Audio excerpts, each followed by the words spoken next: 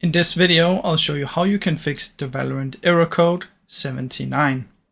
Now the first that we're going to try is come down here and search for services.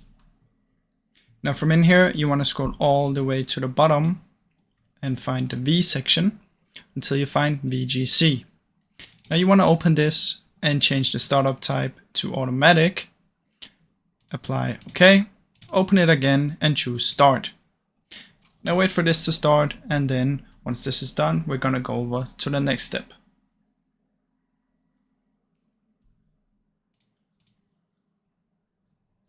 Okay, now that it's started, what we want to do is go to CMD. Go in here, type in netsh winsock reset.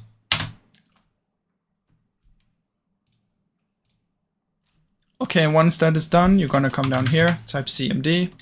Open as an administrator, press yes, type netsh winsock reset. When you've done that, what you want to do is type ipconfig/flush DNS, and there we go. Now what we want to try now is we want to head over to our Windows update, check if there's any updates. I don't have any updates right now. So if you have any updates, you need to take them. If you don't, then it's fine. Then what we want to do is head over to network reset, just like this. Open this up, reset your network, and then restart your PC. Now the last thing after you reset your PC, what you want to do is find Valorant, right click on it.